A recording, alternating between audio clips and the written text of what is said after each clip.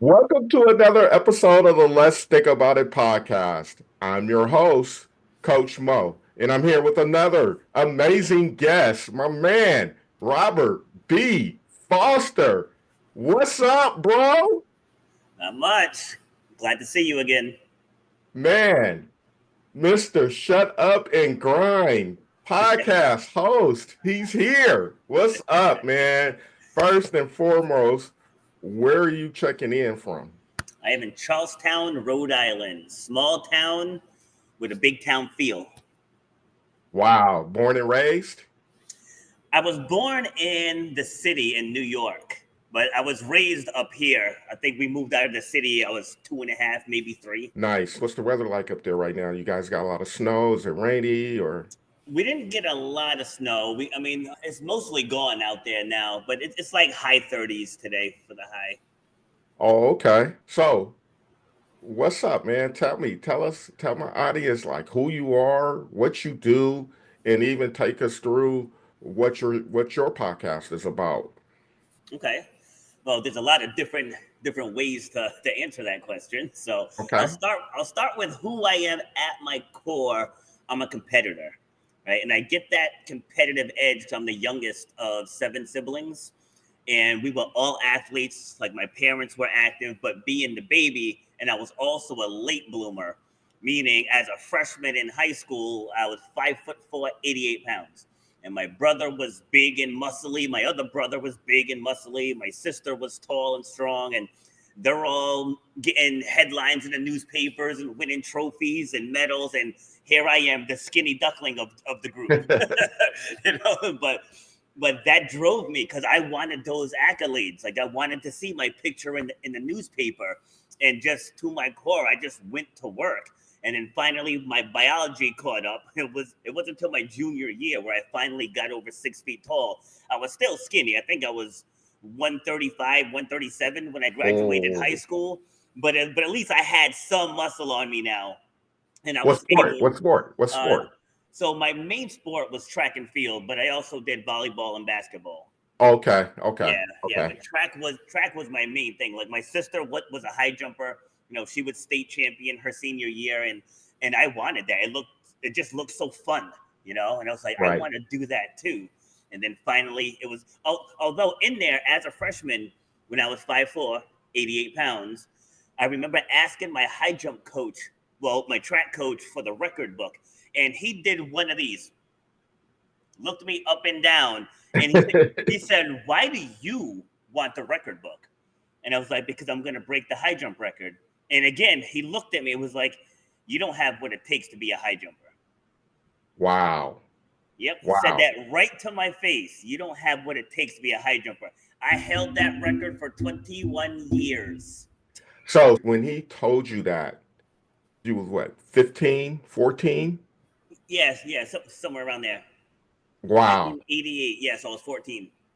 Wow. So that became the internal drive that you just kind of carried from that point moving forward. Absolutely, and then it just never left. It never left me.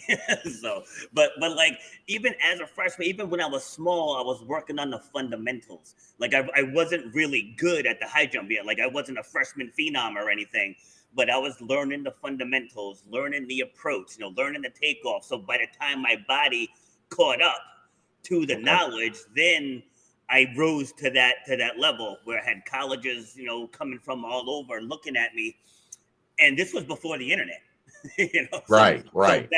back then, for like Stanford in California, like how did they hear about me? But I got myself to that level to where other eyes were starting to notice. But it started from him planting that seed. Because what if I listened to him? What if I didn't pursue it? Right. And like Right. that's what I share with my podcast to answer the other part of your questions is shut up and grind, because very similar, but now as an adult in 2009, I had a bad knee injury, still competing in track and field at the ripe old age of Okay. 34. And I had a bad knee injury. And the ER doctor, he takes off the brace that the EMTs put on. And without even touching me, he just opens it up and says, "You'll never run or jump again." And I was Wow. like, whoa. Wow. because at the like I have 5 kids, and at the time, they were little. I think my oldest was 10, and I had twin boys who were 4 months old at the time, and two daughters in between. I'm like, you're trying to tell me I'm not going to be able to run around with my kids and play basketball, walking on the rocks at the beach? Like, you're trying to tell me I'm not going to be able to do any of this stuff? At that point, how old were you at that point? 34. Oh, okay. Yep, it's 34. And I actually started tearing up a little, because I immediately started going to all the negative. But Okay. Yeah. then, but Yep. then it hit me. I was like, dude, you're a competitor. That's why Right. I wanted to start with that. Like, at my core, I'm a competitor. So I was like, you know what? Game on, game on. I said it's up to you to put my knee back in place, right? Because my kneecap Right. was about 4 inches up my quad, right? So I said it's your job to put my knee back into place. I'll decide how I heal, and I just went to work. What was the internal shift though? What made you like shift from that victim mentality, why me, or, you know, being angry with what the doctor has told you you'll never walk? What was the shift for you to really move you out of that state of being into this more back to your competitive self? What was that? Well, it goes back to that's who I am at my core. So like when I do my show, that's the only question I prepare people for, because a lot of people, they take on their career as their identity. And I'm like, no, your career is what you do. Right. That's not necessarily who you are. So like whether I'm speaking with you on your platform, whether people are coming on my platform, my attitude doesn't shift. It's like my core, Right. that's who I am. So for a minute there, I came out of pocket when I went to the negative. Like, it's like that's not who I am. It's like my house can burn down, and I'll be like, knock on wood, right? And I'll be like, you know what? We have insurance. Everybody's safe. Everybody's healthy. We can rebuild the house. So like I don't let trivial things that I can't control bother me. So like, but what hit me, I was like, you know what? I can control how I heal. Like I can control how much I stretch, how much I follow the physical therapist's advice, and how I can go above and beyond. It's like I can believe in myself to find my own threshold and defy these odds. You know, Right. so like it wasn't about accepting this person's diagnosis, because when, and again, I always say this on my show, I'll say it on yours as well. I'm not telling people not to listen to your doctor. It's not what I'm saying. I'm just saying I know me. I know my body. I know what my body feels like, and I know what I'm capable of. So I kind of took matters into my own hands. Like after the first couple of appointments, because this was my first surgery, and I ended up having 7. And when I tell you, I killed the rehab in the other 6. So that first one was the learning curve. But coming back from that, I was like, this is gonna be a great story. Because like Right. being told like you'll never be able to do something, and then you come out and you do it. I was like, now Right. I can use that as a stepping stone to motivate others. Like it was never about proving the doctor wrong. To me, I just took it as a challenge, and Right. challenge accepted, challenge crushed. And when I coach clients, and one of the things that I share with them is your values, revisiting and tapping back into their values, right? I remember, since we talking about sports and injuries and things like that, I remember I had broke my collarbone, and we was at a family picnic, and I went up, I jumped for the ball, and I landed on my shoulder and I broke my collarbone, right? And I remember the doctor told me, you'll never play football again. If it heals wrong, you'll never play again. And just like you, that stuck in my mind. It's like, what the hell you mean I'm not gonna play football again? Right. So I just had that drive, that passion, because football for me at that age was all I had. That's what all I knew, right? And that was my ticket to go to college. That's what I wanted to do. That's what I wanted to evolve into is this football player, a professional football player is what my goal was. But I made it to college and I played, my college ball at UC Davis. But the driver was my determination for myself not to give up on something that I love. And at that moment in my life, it was ball, it was football. Mm. And no doctor was going to tell me that I couldn't fulfill my joy and my passion. I managed to really navigate that. And so when you fast forward to now, working with clients that I help, like when you're feeling stuck, how do you get back to that value? How do you get back to that passion? Because that's what the internal motivator could be, and you defining whatever those values are. And as I say that, what's registering with you in your scenario and how things went back to your values? Yeah, I can answer that with one word: action. Like I tell people, if you're stuck, that means you're not working on whatever it is you want. Like it's action. It's like I took action every single day, every day. Whether it was something as simple as just stretching. I had this machine. It's called the CPM machine, which it used Hmm. to bend my leg, and I was supposed to do it minimum 3 hours a day. They didn't give me a maximum. Yeah, Right? They didn't give me a maximum. I stayed on that thing all day long, laying on the couch, watching TV, doing my ab crunches because I was overweight one time in my life. And this happened, maybe this was like a year and a half before this incident. Because like my goal was like, you know what, I'm going to shed the weight. I'm going to get back to track and field shape, and I'm going to compete again. So, but this was also before I got into fitness and I knew actually how the body worked because I had a gym quality leg extension machine and I was hitting it every single day, not realizing how awful that is. Right. So, and I wasn't compensating with hamstring strength or glute strength. So that's what led to my kneecap pulling away. The surgeon said that my quad muscles were too strong for the joint. So it was dominating in the knee. And that's what ended up pulling my kneecap off. But again, going back to your question, it's about action.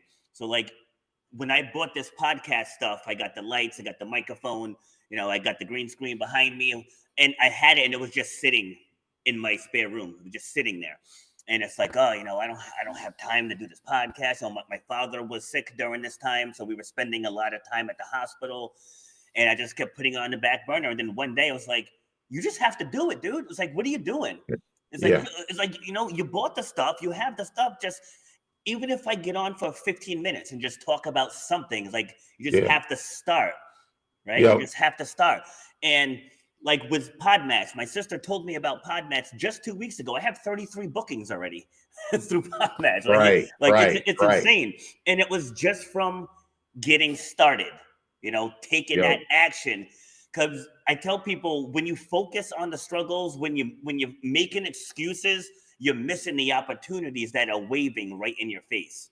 yeah, So I yeah, went from not knowing how to get guests to having to turn guests away, right. because I have too many. Well, let's go here real quick Mhm. because there's a lot of listeners who may not have, played sports, right? And have that internal drive like athletes have, right? Yes. But you have professionals that's maybe even been on your show or worked with you directly and they're grinding, right? And what have you seen in talking with your guests or working with people individually? What is it that really keeps them motivated and going if they're not an athlete or have that experience of being an athlete? What do you find that to be through your experience? You have to make it bigger than you. Like when I'm doing that, like whether it's my own podcast, speaking on other people's podcast, like I'm not here to just talk about me. I'm hoping that the audience takes away from my experiences and my advice. So I think a lot of people go into things not for the right reasons. Say, oh, if I go on this show, I'm going to gain this many social media followers, and I'm going to get this many YouTube subscriptions, and those are good after effects of the main mission. Right? The main mission is to give this somebody in your audience that needs to hear it the way that I say it. And vice versa. When you come on my show, it's going to be people who listen to me all the time. And then you're going to come on with maybe a slightly different perspective that just hits somebody differently. Like Absolutely. I always say there's different levels. There's different levels, there's different experiences. there's different outcomes, and like on my show too, I do panels and we pick one theme, and there's like it's usually myself and up to 6 other guests, and we take that one theme and we all round table it, because Right. not one voice is 100% right for everyone. Like Gary V's pretty brash, and for Right. some people they need that, but other people it's a turnoff. Then there's other Right. people who might be too mild. Someone like me, that doesn't work for me. I just need someone to be, all right, bro, if you want success, here's the path. And I'm like, bet, let's go. So that's my goal with this stuff, because it's not about me. Like, I'm not showing up so I can look good. I'm showing up because somebody out there needs the inspiration. So when you make it bigger than yourself, it makes it easier when my alarm goes off at 4:30 in the morning, 5 days a week, and then 6:50 in the morning on the weekends. Like, yes, I work 7 days a week because this isn't about me. Like, everything I do helps other people. Yeah. So where did the concept of shut up and grind come from? Why podcasting? All right, so it's a multifold answer. So originally it was my dad. So my dad was an engineer, and he was constantly building something. And he was the type, if he wanted something, he was going to figure out a way to do it. Right? For a quick example, he came home with this busted up station wagon. Like, and when I tell you, the passenger side was like all the way pushed into the center of the car. Probably like like I remember him coming up the driveway with myself, my mom, and my sister. We're in the window, like, what is that? And I drove it 6 months later. I was driving that car 6 months later. It's like whatever he set out to do, he figured out a way to get it done. So he may have never said the words, but his actions is definitely where Shut Up and Grind originated. So for me, it started out as Shut Up and Exercise. But I started realizing that the principles that I use in fitness to help people lose weight, run faster, jump higher, like whatever they're trying to accomplish, you can use those same principles in life. Like, if you want to lose 20 pounds, all right, we got to get your beginning stats, right? It's like, Okay. okay, if you want to start a podcast, we got to get, what's your main message? Do you have the right lighting? So like, you got to find that same starting point. So I shifted from Shut Up and Grind to, well, this was after the injury. And the first time I ran again, then I switched it to Shut Up and Grind, because I wanted to help people overcome whatever it is, like not just fitness related, not just sports related. So I tailored my show to storytelling. Like, I don't really interview people. Like, when people come on my show, I get their life story. We start at the childhood through the teenage years. Like, were you bullied? Did you play sports? Did you have toxic parents? Were you raised by a single mom or single dad? Like, I'm gonna get that whole backstory into what they're doing now, because it's in those messes where people resonate. Right. Like I had this guest come on now. She has a 7-figure business, and she was kind of leading with that. And I was like, all right, look, let's go back. Let's go back, because if someone is broke and hanging on by a thread, they don't want to hear your $1 million BS, right? Right. They don't want to hear that. They want to hear how you got there. So Right. yeah, so my show morphed from just being about fitness and exercise into really helping people overcome struggle on a global level. Well, so since you've created Shut Up and Grind, what do you feel has been your evolution as a podcaster? What growth has happened for you since you've launched and been on this journey? The biggest thing I've learned, and guests learn it in real time on my show, that pain is pain, right? Pain is pain. And where that's huge is because people are afraid to tell their stories because they think their stories aren't big enough. Like, they think, oh, I had never beaten stage 4 cancer, so like I don't deserve to get up and share my story. I was like, okay, but you went through a divorce after being married for 25 years, thinking that you were going to be with this person for the rest of your life. Like, that's life changing as well. It said, so you had to wake up every day and adjust to being single, adjust to having your kids split, You know, I was like, that's huge. And someone going through stage 4 cancer, they have to wake up every day and face death. Right? It's like Right. pain is pain. Like they're interchangeable. So the more I started interviewing people, I started piecing that together. Like it doesn't really matter what happened to you. And when people tell stories, they tend to focus on the what happened. Like the fact that I had a major knee surgery, this happens every day, right? It happens Right. every day. Like nothing special happened to me. But the fact that I was told this is going to be your future, I decided to be a rebel and created my own outcome. Like that, Right. the power is in that journey. You know, so understanding that made me a better interviewer, which has given me a better product for my audience. Right. And it's interesting that you say you run your show based off of stories, right? Part of my coaching experience is helping people get out of their own way because people have their own story and interpretation of how they think things should be, right? And a lot of times that story is flawed. And Mm-hmm. so you bring up pain. Yep. Whatever you're going through, whatever that hurdle is, it's harmful to you internally. Maybe your ego is shattered. Maybe um, something happened that is creates an emotion that makes you feel frustrated. Through that emotion of frustration, an interpretation happens.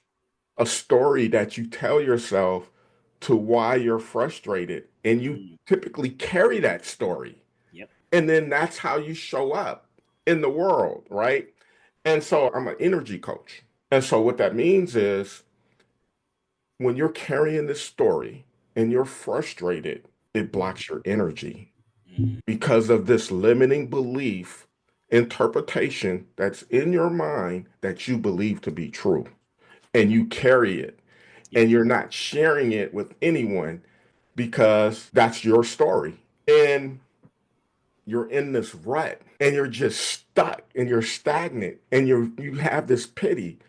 But then, like you said, something shifts, and then you start to gain a confidence, and the narrative of the story starts to change, and then you start taking action and you move forward. And I think the value of what I do is help people realize that the story that you're telling yourself in that moment is not true, it's flawed. Yeah.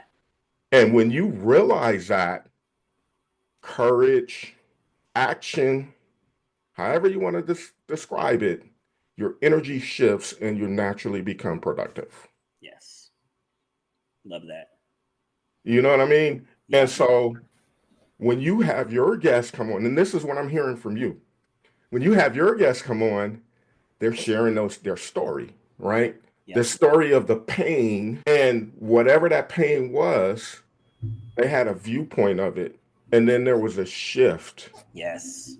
There was a shift, and that shift was maybe a perspective that changed a certain thought, that changed a certain action, and then you got a different result.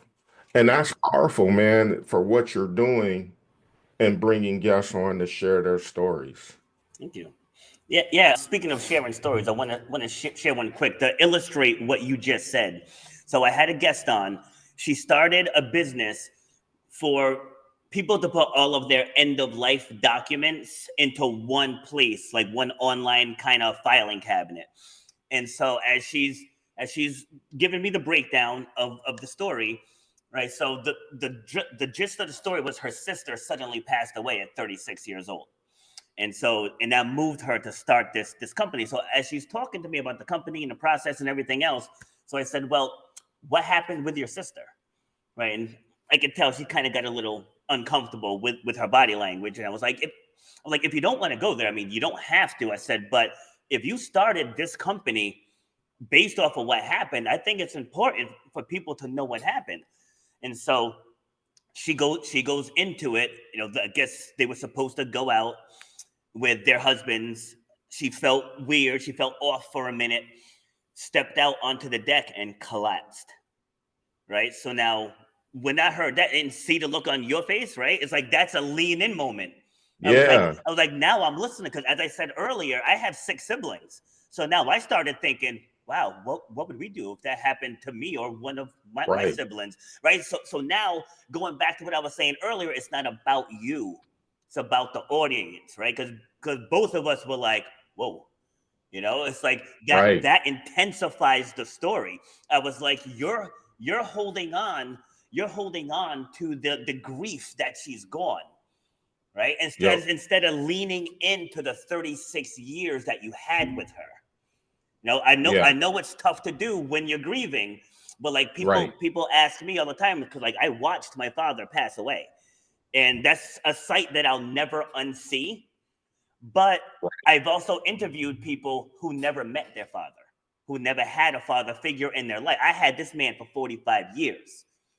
Right. So I leaned into that. I leaned into the teachings and the butt whoopings and the deep talks and the sports coaching. Like there was so much stuff that he left behind, right? So this isn't Right. about me feeling sad. And now I can tell his story to help other people who are grieving, because it's tough for people to go to that place because they're stuck on the what happened. Right. So And, I know I kind of and went off on a tangent there. And what's powerful about that is you're bringing variety onto your show, and that's Mm, similar to what I try to do. And, yes. and your approach is a little bit different because those stories help people grind better. Yes. Because if they're stuck, and maybe it is a certain experience that a person comes on and shares their story that may resonate with Paul, Sam, Jill, whoever, right? And Yeah. that's the purpose, is to bring value on different viewpoints and resonates with whoever listens to the show, right? And that's similar to what I try to do. Yes. Like people are stuck or they get stuck. And the more tools you have on your belt that you can rely on, even if it's just listening to certain podcasts or certain message, whatever that is, if it resonates with you and something happens and you can tap into that experience of what you've heard, that's Mm, powerful. yes. And like you, my friend, I try to bring that value to this show, right? I Yes. try to just bring coaches, entrepreneurs, podcast hosts. It doesn't matter to me, right? Because Yep.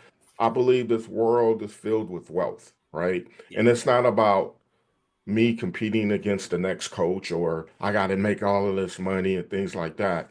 My approach is I have a value. I think I'm really good at what I do. Yes. I love what I do. And I help people get out of their own damn way.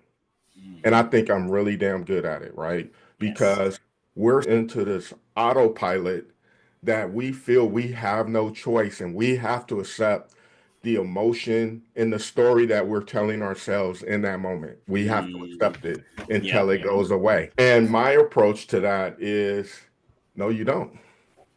No, you don't. If you change your viewpoint, change the narrative, you have power of choice. And then with that power of choice, you naturally take action. Love it. Do. You Love it. do. Right. So if I can piggyback on that, so I turned, you can't really see it. I turned Shut Up and Grind into a book. Right. So Okay. now this isn't just a book to say, hey, I wrote a book. Right. This is a literal step-by-step guide to do what you just said. Right. People take those stories, it's information, right? Those stories Right. are information. So it's, what are you going to do with the information? Right. There are people like I've tested this. I've tested this for probably the last going on 5 years now. Okay. I've worked with people. I worked with a guy in Ireland. I worked with a woman in Africa, like all over the world, and went through these principles, and I turned it into a book.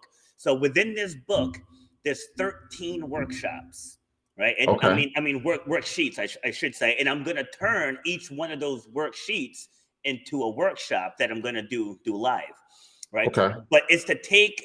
I mean, okay, again, let's take my knee story for. Actually, you know what? Let's do the grief one. Let's take Dad.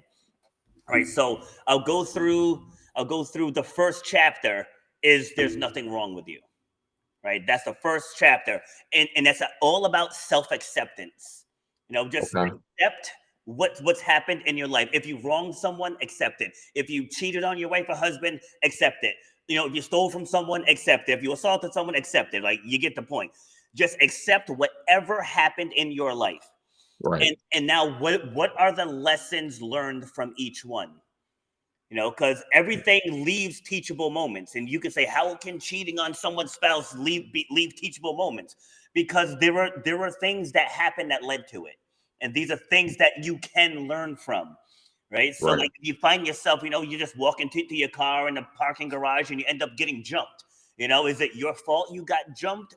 No, but what can we learn from that experience? So this guide, it takes you through every inch of your stories, and as people are going through this, things that are long buried in your subconscious mind are going to surface.